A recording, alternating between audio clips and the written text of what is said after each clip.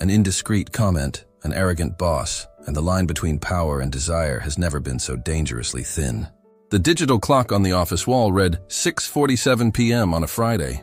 Emma sighed, massaging her temples while staring at the computer screen with tired eyes.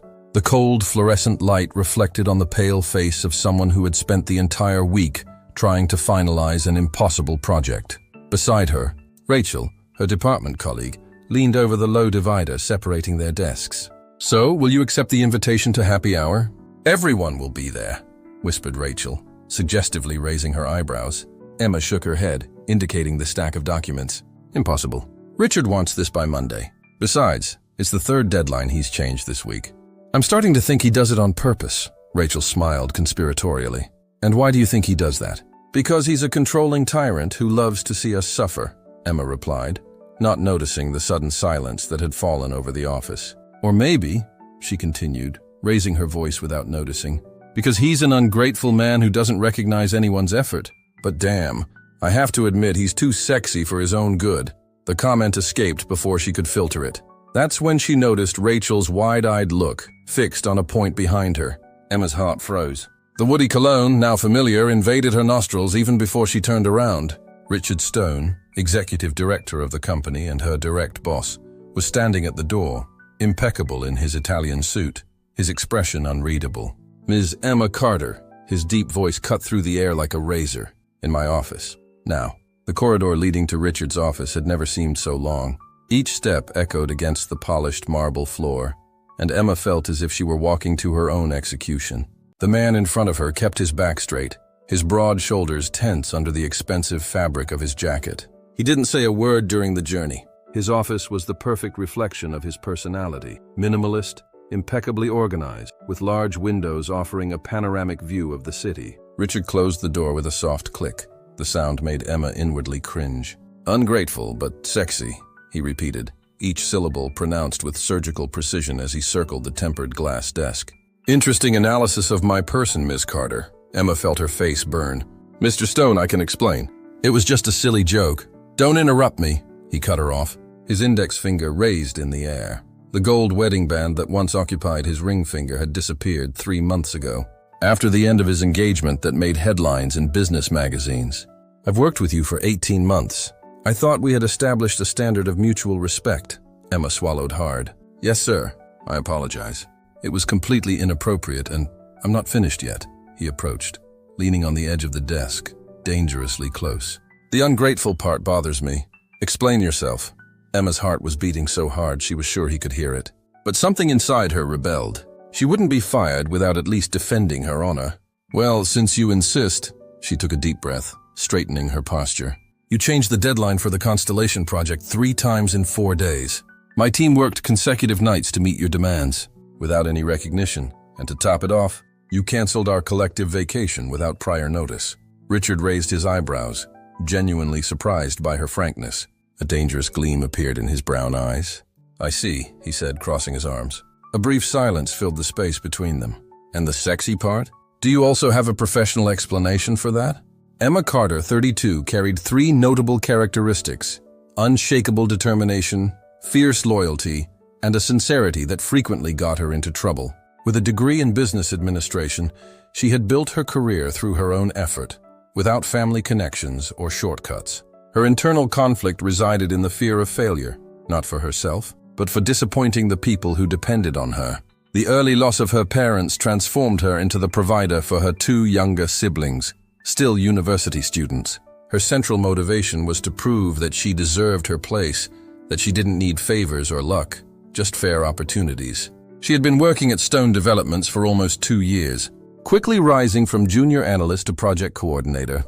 Despite the sometimes hostile corporate environment, Richard Stone, 38, was the sole heir to the real estate empire founded by his father.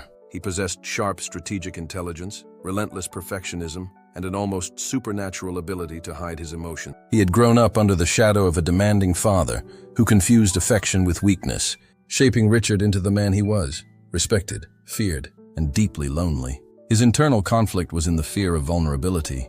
He believed that showing feelings meant losing control, and losing control meant failure.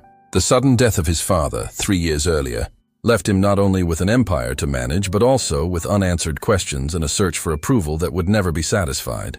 His motivation was absolute excellence, driven by an almost compulsive need to prove his worth, not to others, but to the ghost of his father who still seemed to judge every decision he made. There in the silent room, two worlds collided. Emma, who had never learned to hide what she felt, and Richard, who had never allowed himself to feel. "And the sexy part?" He repeated the question, his tone lower, almost intimate. Emma felt her throat dry up. "It would be unethical to answer that, Mr. Stone." An almost imperceptible smile passed over his lips. "I know I'm not an easy man, Emma. I demand excellence because it's what I offer in return." He paused, as if evaluating his next words. "Tonight, dinner, the Windsor restaurant at 9. Not as your boss, but as a man who wants to better understand what goes on in the mind of the employee who considers him ungrateful, but sexy." It wasn't a request, nor an order. It was a challenge. "And if I refuse?" she asked, finding a courage she didn't know she possessed. "Then tomorrow we'll continue being just boss and employee. No hard feelings." He moved away from the desk, returning to his professional posture. "But I have a feeling you won't refuse." The restaurant was exactly what Emma expected. Elegant, discreet, with soft lighting and a privileged view of the city. The maître d' led her to a secluded table, where Richard was already waiting. He had exchanged his work suit for a navy blue blazer over a white shirt without a tie. He looked younger, less intimidating. "I thought you might not come," he commented, standing up to pull out the chair for her. Emma wore a simple black dress, which she kept for special occasions. Nothing extravagant, but something that made her feel confident. "I confess I considered the idea of not coming," she responded honestly. "And what made you change your mind?" "Curiosity," she admitted, "and maybe a little fear of losing my job." Richard frowned. "I don't mix business with—" "Whatever it is we're doing here, and what exactly are we doing here?" He signaled to the sommelier before answering, getting to know the human being behind the position. The dinner flowed with surprising naturalness. Richard proved to be an excellent listener, asking questions about her family, her interests, her trajectory. He spoke little about himself, but when he did, Emma glimpsed layers she had never imagined existed beneath the cold surface of the executive. "My father built the empire from scratch," he told her, twirling the glass of red wine between his fingers. "Son of Italian immigrants, he started as a construction worker and ended up as one of the country's largest builders. He used to say that feelings don't build buildings, discipline does." "He sounds like a difficult man," commented Emma. "He was," agreed Richard, his gaze lost in the city lights. "He died 3 years ago. Massive heart attack during a board meeting. The last thing he said to me was to review the quarterly balance sheet numbers." There was such a deep loneliness in that confession that Emma felt an almost irresistible impulse to touch his hand. She restrained herself. "About earlier today," she began. "I really apologize for the inappropriate comment." Richard smiled, a genuine smile that completely transformed his face. "I've been called much worse, believe me." At least the second part was a compliment. The night progressed with unexpected conversations and laughter. When they left the restaurant, Richard insisted on taking her home. In the luxurious car, the silence was comfortable, almost intimate. "Thank you for the evening," she said when he parked in front of her modest building in the West Side. "Thank you for the honesty," he replied. "It's rare to find that these days." Their gazes met for a moment too long.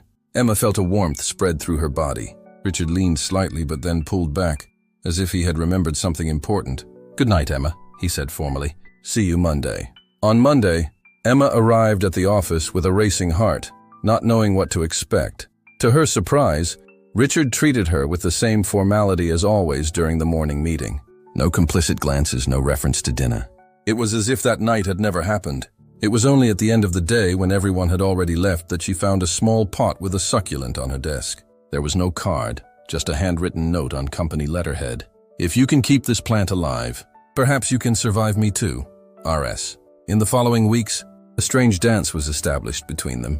In the office, they maintained a strictly professional relationship. Richard remained demanding, sometimes even more than before, but there were small gestures that no one else noticed. A coffee left on her desk on mornings when she arrived early, a sustained look during meetings, comments that to others sounded like constructive criticism, but to Emma carried a subtext that only they understood.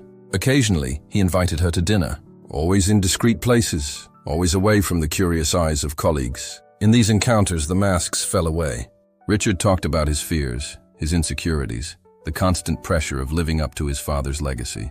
Emma shared stories about her siblings, about how she had assumed the role of mother and father after the accident that had taken her parents. On one of these nights, walking along the waterfront after dinner, Richard held her hand, a simple gesture, almost casual, but one that changed everything. "This is madness," murmured Emma, feeling the warmth of his palm against hers.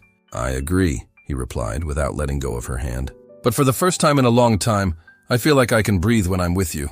The rumors began subtly, curious looks, whispers in the corridors. Rachel was the first to approach the subject directly. "What's going on between you and Richard?" she asked during lunch, away from other ears. "I don't know what you're talking about," Emma deflected, feeling her face heat up. "Emma, I'm your friend." "He looks at you differently." "And you at him," Emma hesitated. She trusted Rachel, but knew that rumors could hurt her career. "We're just friends. Sometimes we talk about matters unrelated to work." "Friends," repeated Rachel, raising her eyebrows. "The man who never talks to anyone beyond what's strictly necessary is now your friend." "Be careful, Emma. Men like Richard Stone don't know how to separate power from pleasure." Rachel's words echoed in her mind for the rest of the day. That night, when Richard invited her to his penthouse for the first time, under the pretext of discussing a new project, Emma felt hesitation growing. His apartment was exactly as she had imagined, minimalist, with designer pieces, contemporary art on the walls, and a breathtaking view of the city. Richard served wine while they talked about work, maintaining a safe distance. But his eyes said something else. "Why am I here, Richard, really?" He put his glass on the coffee table and approached. "Because I can no longer pretend that what I feel for you is just professional admiration." When their lips met, it was as if a floodgate had opened. Months of tension, of furtive glances, of unspoken words, all released in a kiss that began hesitantly and quickly transformed into something urgent, almost desperate. The board meeting was scheduled for 10 a.m. Richard entered the conference room with Emma at his side, both carrying folders with data on the new venture they would present. The gazes of the board members, mostly men over 60, followed the two with poorly disguised curiosity. "Gentlemen," began Richard, formal as always. "As you know, the Harbor Gardens project represents our largest investment this year. Ms. Carter personally coordinated the development team, and today will present the preliminary results." Emma felt her stomach tighten. She hadn't expected to be put in the spotlight like that, but when Richard subtly nodded, giving her the signal to begin, she found strength in his confident gaze. The presentation went well until Charles Drummond, the oldest of the board members and a close friend of Richard's deceased father, interrupted with a question loaded with insinuation. "Ms. Carter, your rise in the company has been remarkably rapid. Could you tell us what exactly is your qualification to lead a project of this magnitude?" The silence that followed was heavy. Emma felt her face burn, aware of the subtext of that question. Before she could respond, Richard intervened, his voice calm, but with a cutting coldness. "Ms. Carter has a master's degree in project management from Oxford and 6 years of experience in the sector. She was responsible for a 37% increase in department efficiency since taking over coordination. If there is any specific doubt about her technical competence, Mr. Drummond, I suggest you formulate it directly, without beating around the bush." The board member retreated, muttering a vague apology. Emma finished the presentation, but the damage had been done. As they left the room, Richard pulled her into an empty office. "I should not have allowed that," he said, frustration evident in his voice. "My relationship with you is harming your professional credibility." "Richard, it wasn't your fault," she argued. "There have always been rumors in offices." This changes everything," he interrupted her. "From now on, we'll keep our relationship strictly professional during office hours. No exceptions. And outside of work?" His eyes softened. "Outside of work, we're just Richard and Emma. No positions, no hierarchies." The new arrangement worked for a few weeks. During the day, they were boss and employee, maintaining a respectful distance that, to those who didn't know them, even seemed cold. At night, in the privacy of his apartment or occasionally in her small apartment, they allowed themselves to be just a man and a woman discovering the contours of a relationship that still had no name. It was on one of these nights, nestled against his chest after watching a movie, that Emma asked the question she had been avoiding. "Why did you end your engagement?" Richard tensed for a moment, but then relaxed, his fingers tracing distracted patterns on her arm. "Helena and I had been together since college. It was a convenient relationship. Our families knew each other. We had friends in common. We frequented the same circles. When my father passed away, I realized I was living the life he had planned for me, not the one I had chosen." "And did you love her?" The question hung between them for a moment too long. I thought so for a long time, he finally answered. But then I realized I was confusing love with habit. When I ended it, she didn't cry. She didn't beg. She just asked about the compensation amount for canceling the wedding. It was enlightening. Emma absorbed the information in silence. And now, what do you feel for me? Richard turned to face her, his eyes searching for hers in the dimness of the room. Something I've never felt before. Something that scares me and fascinates me in equal measure. That night, for the first time, neither of them went home. The Harbor Gardens project was advancing rapidly under Emma's supervision. The team responded well to her leadership, and even the most skeptical were beginning to recognize her talent. Richard observed from a distance, intervening only when absolutely necessary, giving her space to grow professionally. The situation changed when, during a routine inspection of the land where the development would be built, Emma found discrepancies in the environmental reports. The area, larger than initially planned, included a small portion of woodland that should be preserved. "We need to review the project," she announced during the weekly progress meeting. "The original reports didn't consider this conservation area." Richard frowned. "That means delaying the schedule by at least 2 months." "Yes," confirmed Emma, maintaining a professional tone. "But proceeding would be illegal and unethical." A tense silence settled over the room. Everyone looked from Emma to Richard, waiting for the explosion. Instead, he nodded slowly. "Make the necessary changes," he ordered, standing up. "Stone Developments does not violate environmental laws, even if it means delays and additional costs." Later, alone in his office, Richard looked at her with a mixture of frustration and admiration. "You know you could have communicated this to me in private, before the meeting." "I preferred transparency," she replied. "If I was wrong, everyone would have seen you correct me. Since I was right, everyone saw you make the right choice, even though it was the most difficult." He smiled, shaking his head. "You make me a better man, Emma Carter. Just more transparent," she corrected. "You've always been a good man. You just didn't let anyone see it." Emma's phone rang at 3:47 a.m. It was Rachel, her voice choked with tears. "Emma, we need to talk, now." 20 minutes later, they were sitting in a 24-hour diner, Rachel holding a cup of coffee with trembling hands. "I was fired," she announced, without warning, without plausible justification. "Just a generous severance and a confidentiality agreement to sign." Emma felt her blood freeze. "But why? Your performance has always been exemplary." Rachel looked at her with red eyes. "Because of you, Emma, or rather because of your relationship with Richard." "What do you mean?" "Remember that conversation we had about you two?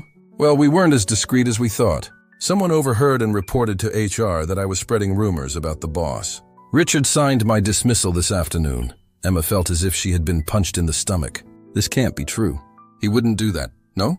Rachel laughed humorlessly. "Emma, are you so blind that you can't see who he really is?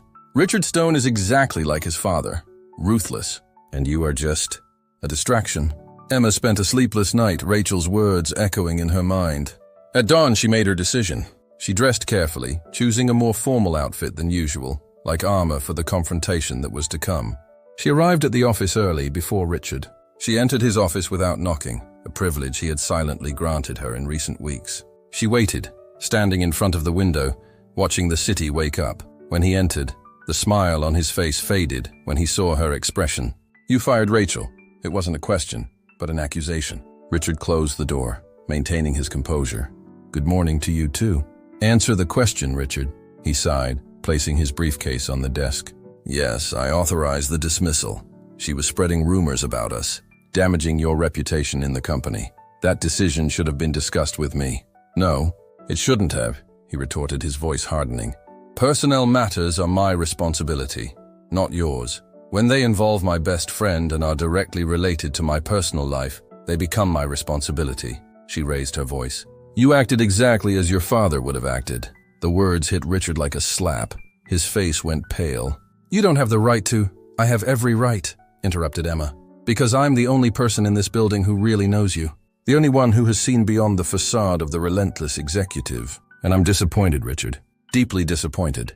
The silence that followed was dense, loaded with everything they had built in the last few months, and that now seemed to be crumbling. "What do you want me to do?" he finally asked, his voice lower. "I want you to rehire Rachel, with a formal apology." "That's impossible. Then we have nothing more to discuss." Emma walked to the desk and placed an envelope on it. "My letter of resignation, effective immediately." Richard paled even more. "You can't be serious." I've never been more serious in my entire life. He came around the desk, approaching her. Emma, please. We can talk about this. Find a middle ground. There is no middle ground in matters of integrity, Richard. You taught me that. She took a step back. Goodbye. 2 weeks passed. Emma found a temporary job at a smaller construction company, with a lower salary, but a less toxic environment. The nights were the hardest. The silence of the empty apartment, the absence of Richard's messages, the longing that refused to diminish. Rachel visited her on one of these nights, bringing wine and Chinese food. How's it going? She asked, as they settled in the small living room. Strange, admitted Emma. Like returning to a world that no longer belongs to me. You miss him.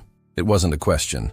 Emma just nodded, avoiding her friend's gaze. He called me, Rachel suddenly revealed. Emma almost choked on her wine. What? When? Yesterday. He offered me my job back, with a raise and promotion. And did you accept? Rachel shrugged. Of course I did. The market is terrible, and he doubled my salary. Emma shook her head, incredulous. I can't believe you would go back to work for him after what happened. Emma, Rachel placed her glass on the table.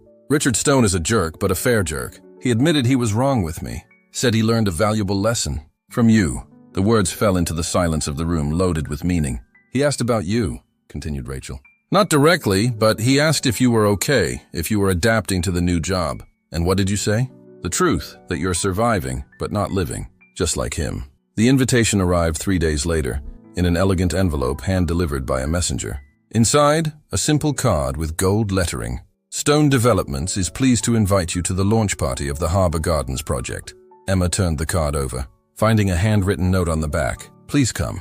I need to see you, R.S. She debated with herself for days. Reason told her to refuse, to move forward without looking back. But her heart, that persistent traitor, wouldn't let her forget the moments with Richard.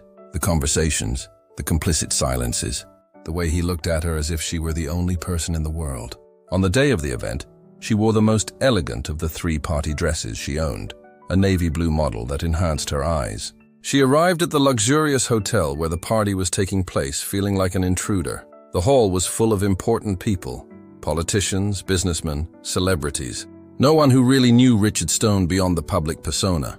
She easily located him in the center of the hall, talking with a group of investors. At his side, a stunning woman in a red dress, her hand delicately resting on his arm. Emma felt a sharp pang of jealousy before recognizing her. Helena Fields, the ex-fiancée. Rachel, who had entered with her, followed her gaze. Oh yes. They got back together. Or at least that's what they say in the corridors. Got back together, repeated Emma mechanically, feeling the ground disappear beneath her feet. Apparently her family is the majority shareholder in one of the country's largest banks. A very convenient marriage for the expansion of his business, completed Rachel, with a look of genuine compassion.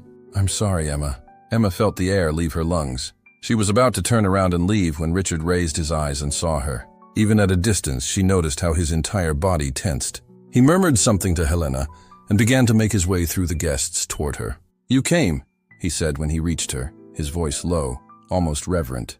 It was a mistake, she replied, struggling to maintain her composure. Congratulations on the renewal of your engagement. You make a beautiful corporate couple. Confusion crossed his face. What are you talking about? Please, Richard, don't insult my intelligence. Your ex-fiancée is here, clinging to your arm as if you never separated. He frowned, looking back to where Helena was animatedly conversing with the investors. Helena is here as a representative of the bank that will finance part of the project. Purely professional. And that possessive hand on your arm? Is that professional too? A shadow of irritation passed over his face. I have no control over how she behaves. But I assure you, there is nothing between us.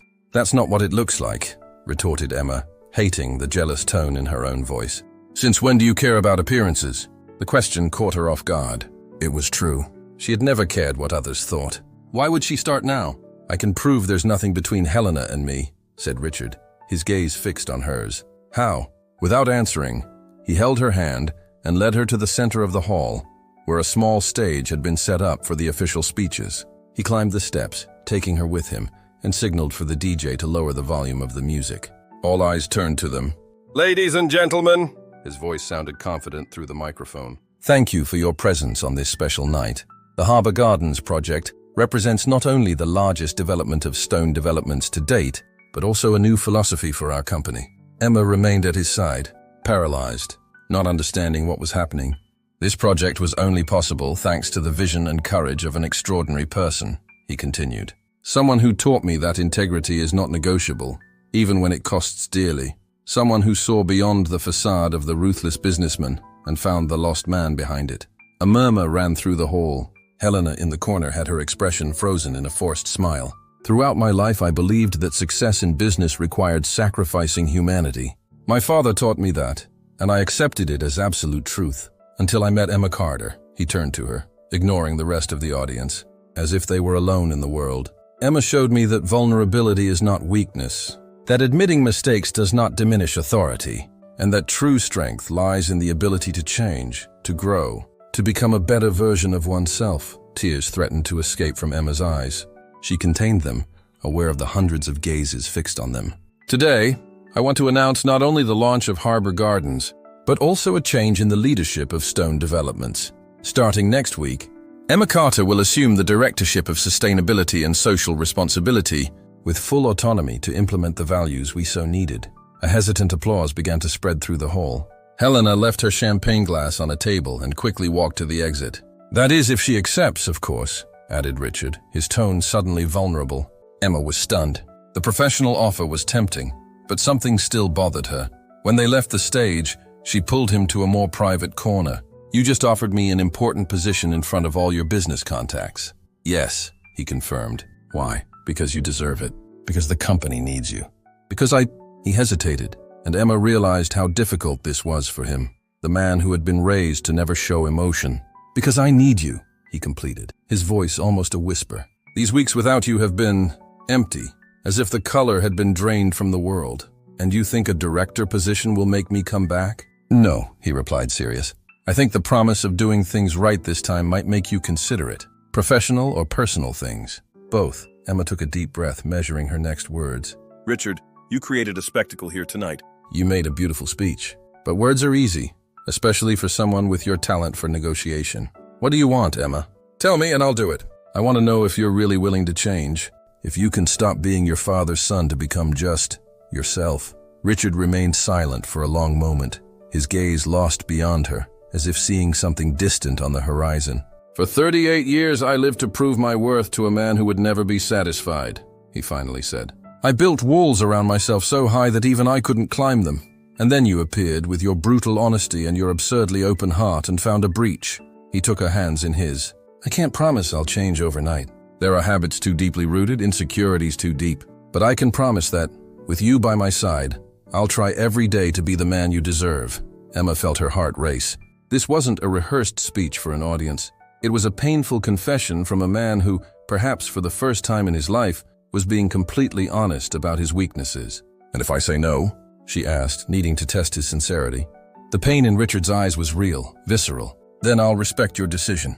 I'll continue implementing the changes you inspired in the company, even without you, and I'll move forward, knowing that, for a brief moment, I had the chance to be truly happy, but didn't know how to take advantage of it. It was in that instant, seeing the raw vulnerability on the face of the man everyone considered ruthless, that Emma made her decision. 1-month trial, she proposed. Professional and personal. No promises beyond this period. If it doesn't work, we each go our separate ways. The relief that flooded his face was almost palpable. 1 month, he agreed. But I warn you from now that I intend to use every minute to prove that I deserve a lifetime.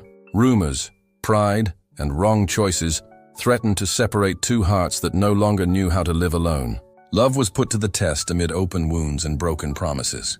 But it is in moments of pain that true feeling reveals itself. If you're enjoying the story, leave your like and subscribe to follow what comes next. The 1-month trial began on uncertain ground. Emma resumed her duties at the company, now with the title of director, and faced the veiled resentment of some colleagues who saw her as favored by her relationship with the CEO. Richard tried to balance his natural authority with the new promise of being more human. Not always successfully. The first weeks were tense. During the day, they maintained a strictly professional relationship, although everyone in the company knew there was something more. At night, they slowly rebuilt the intimacy that had been interrupted, discovering new limits and possibilities. It was during a particularly difficult meeting with the marketing team that the first real test arose. Richard, frustrated with what he considered a lack of creativity in the proposals presented, let his old cutting tone escape. This is completely mediocre. If this is the best you can offer, perhaps we should outsource the entire department. An icy silence fell over the room. The employees' faces were masks of humiliation and fear. Emma felt her heart tighten. It was exactly the kind of behavior he had promised to change. To everyone's surprise, Richard closed his eyes for a moment, took a deep breath, and when he reopened them, his expression had changed. "I apologize," he said, the words sounding almost strange in his mouth. "My frustration doesn't justify speaking to you like that. What I meant to say is that I know you're capable of more, and I'd like to see proposals that reflect this team's true talent." The room remained silent, but now, out of pure shock, Emma couldn't contain a small smile. That simple admission, that brief moment of humility, represented a greater victory than any million-dollar contract. Later, alone in his office, she couldn't resist. "You apologized." In public, Richard laughed, a genuinely amused sound. The world didn't end, surprisingly. How did it feel? He reflected for a moment. Vulnerable at first, then light, as if I had dropped a weight I had been carrying for so long that I no longer even noticed it. Emma smiled. "Your father would be horrified, probably," he agreed, without the usual discomfort when mentioning his father. "But for the first time, I don't care so much about that." The Harbor Gardens project was advancing rapidly. The change in Richard's leadership was visible. He still maintained high standards of excellence, but had learned to inspire rather than intimidate. The company's productivity increased, as did employee satisfaction. Their personal relationship also flourished. Richard revealed little by little layers he had kept hidden for his entire life, a surprisingly sharp sense of humor, an ability to listen without judging, a tenderness he reserved only for the most intimate moments. It was in one of these moments, lying side by side after an exhausting day, that Emma asked the question she had been keeping. "When did you know?" "Know what?" he replied sleepily. "That you were in love with me." Richard was silent for so long that she thought he had fallen asleep. Then his voice sounded in the dark. "The day you called me ungrateful but sexy." Emma laughed. "That's not possible. You were furious. I was furious because you were right about me being ungrateful, and disconcerted because no one, in my entire adult life, had been so honest with me." He turned to face her, even in the dimness of the room. "In that instant, when you blushed and raised your chin instead of apologizing, I knew I had found someone unique. Someone who didn't fear me, didn't flatter me, just saw me, the man behind the position. And did the man behind the position like what he heard? The man behind the position was desperately trying not to smile," he confessed, "and planning how to see you again, in a context where he could get to know the woman who had enough courage to call the feared Richard Stone sexy." In the middle of the office, Emma smiled in the darkness. Ritriji continue edit. Emma smiled in the darkness. "And here we are, he agreed, pulling her closer. "And, if it's up to me, it's where we'll stay." There was only 1 week left until the end of the trial period when the first major crisis arose. One of the main investors in the Harbor Gardens project, under pressure from shareholders, threatened to withdraw their support unless certain modifications were made to the original plan. Modifications that included ignoring the conservation area that Emma had insisted on protecting. "We would lose 20% of the built area," argued the investor during the emergency meeting. "The numbers simply don't work with this restriction." Richard, seated at the head of the table, looked at Emma. Everyone in the room followed his gaze, waiting to see what his reaction would be. "You are asking us to deliberately violate environmental laws," she responded calmly. "This is not only illegal, but goes against all the values we're trying to implement in the company." The investor laughed humorlessly. "Values don't pay dividends, Ms. Carter, and with all due respect, this decision is up to the CEO, not the sustainability director." A tense silence fell over the room.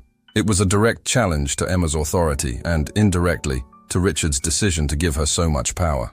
"I agree that the final decision is mine," said Richard, his voice perfectly controlled. "And my decision is that integrity is not negotiable. We will keep the project as it is, protecting the area in question." "This is madness," exclaimed the investor. "We're talking about millions in potential profit." "We're talking about the future of the company," corrected Richard. "A company that intends to exist for generations. Not just until the next quarterly balance sheet." The investor stood up, furious. "You'll regret this, Stone. Without our capital, this project is dead before it begins." When the door slammed behind him, the room plunged into a heavy silence. Richard remained impassive. "Everyone is dismissed," he announced. "Except Director Carter." When they were alone, he finally allowed the mask of confidence to slip a little. "I just lost $20 million in investment," he said, running his hand through his hair. You did the right thing, replied Emma, approaching. The right thing may cost the company's future. If we don't find another investor quickly, the entire project is compromised. She touched his face, forcing him to look her in the eyes. You once told me that your father believed that feelings don't build buildings, only discipline does. Maybe he was wrong. Maybe it's precisely the feelings, integrity, commitment, courage, that build something that truly lasts. Richard covered her hand with his. Do you really believe that? I believe in you, she responded simply. In the man who had the courage to choose the difficult path, even when it cost everything. That night, in his apartment, Richard seemed distant, lost in thoughts. Sitting on the balcony, he observed the illuminated city while distractedly twirling the whiskey glass between his fingers. A penny for your thoughts, said Emma, joining him. I was thinking about my father, he admitted. About how he would react to all this. Would he be disappointed? Richard reflected for a moment. Probably, but for the first time I realized that doesn't matter as much as I thought. I'm not living his life, I'm living mine. He placed the glass on the table and held her hands. The trial period ends in a week, I know. And? What's the verdict so far? Emma smiled. I'm still observing. The last few days could be decisive. He returned the smile, his eyes shining with a challenge. Then I'll have to try even harder to convince you. The news of the withdrawal of the main investor spread quickly through the financial market. Stone Development's shares fell 12% in a single day. The specialized press speculated about the reasons, some suggesting that Emma's influence had softened Richard, making him less efficient in business. One particularly cruel headline read, "Romance costs millions to Stone Developments.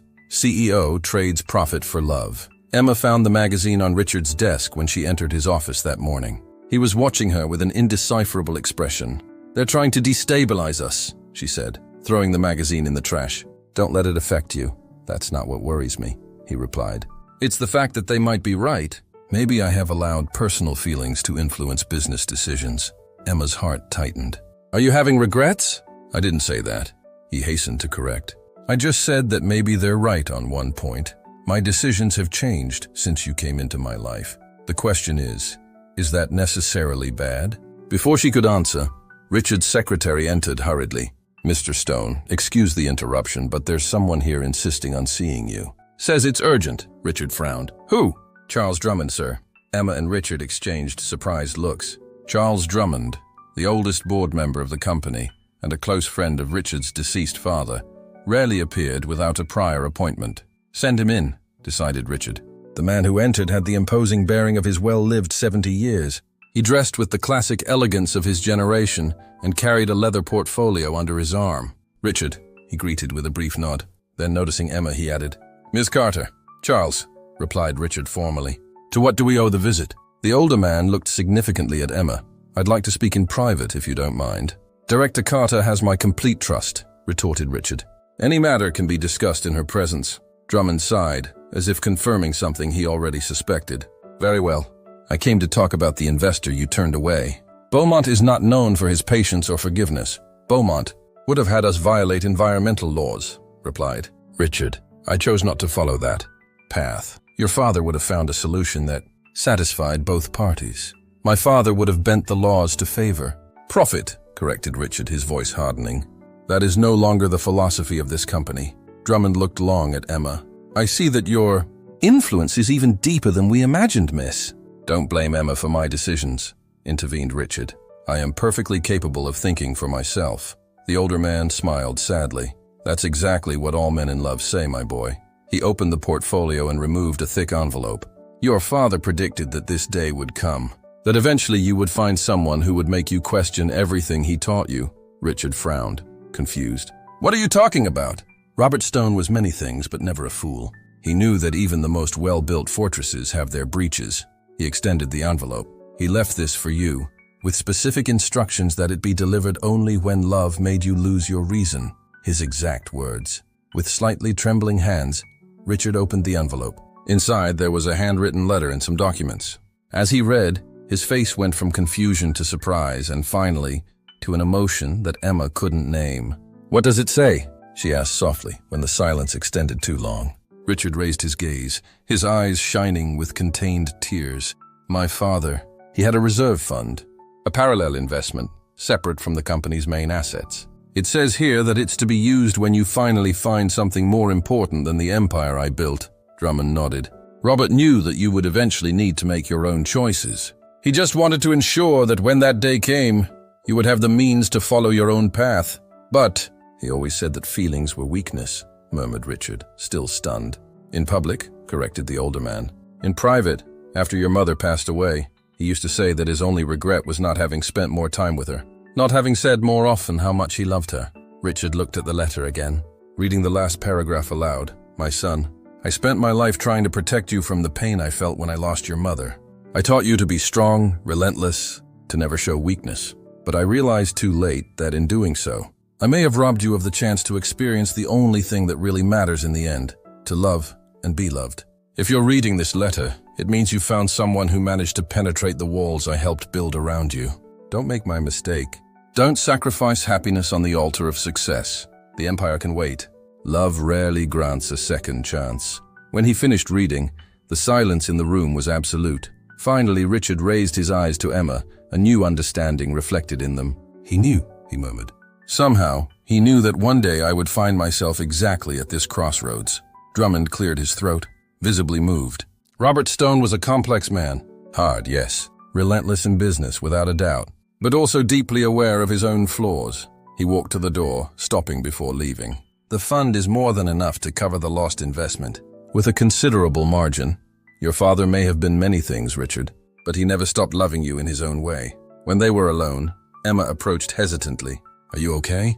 Richard remained silent for a long moment, his eyes fixed on his father's signature at the end of the letter. Then a slow smile began to form on his lips. For the first time in a long time, I think so, he answered. It's as if finally I received the permission I never knew I was waiting for. 3 months later, the Harbor Gardens project was advancing at full steam, financed by the fund left by Robert Stone. The conservation area was not only maintained, but expanded and transformed into a public park integrated with the development, an innovation that brought positive publicity and significantly increased the value of the properties. The relationship between Emma and Richard became public, not through formal announcements, but through the naturalness with which they now interacted, without fear of looks or judgments. Stone Developments underwent a gradual transformation, more transparency, better working conditions, an environment where excellence and humanity coexisted. On a Friday afternoon, when the office was almost empty, Richard entered Emma's room without knocking. She looked up, smiling when she saw him standing at the door. Remember that Friday? Almost a year ago, he asked. How could I forget? It was when I made the terrible mistake of calling you sexy, Richard laughed, approaching to kiss her softly. Best mistake of your life. And yours, she completed. He nodded, suddenly serious. Without a doubt. Hand in hand, they walked to the window that offered a view of the land where Harbor Gardens was beginning to take shape. The first floors were already visible, and the green area stood out like an oasis in the concrete of the city. I'm going home now, said Emma. I have a plant to water. Richard smiled at the mention of the small succulent, now thriving, that he had given her on that first night. I'll go with you, he replied. But first, I have something to show you. He led her to the helipad on the building's terrace, where a helicopter was waiting. During the short flight, he remained mysteriously silent, just holding her hand tightly. They landed in an open area surrounded by trees.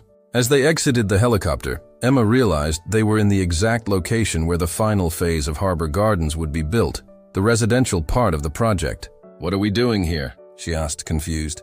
Richard took her hand and led her to a small clearing. In the center, a single succulent had been planted, protected by a glass dome. This is the first plant of what will be the central garden of the condominium, he explained. I chose a succulent because, as you taught me, they're resilient. They survive the most adverse conditions. He knelt beside the plant and removed something that was partially buried next to it, a small velvet box. Like this plant, what we built together is strong enough to withstand any storm, he continued, opening the box to reveal a solitaire diamond ring, elegant in its simplicity. Emma Carter, the woman who taught me that vulnerability is not weakness, that honesty is more valuable than flattery, and that love is the greatest strength that exists. Would you do me the honor of marrying me? Emma felt hot tears stream down her face. Are you sure? You know I'll continue to call you ungrateful when you deserve it, he laughed, the sound free and genuine echoing in the open space. As long as you continue to add the sexy part, I can live with that. Yes, she replied. extending her hand for him to place the ring. "Yes, Richard Stone, I will marry you."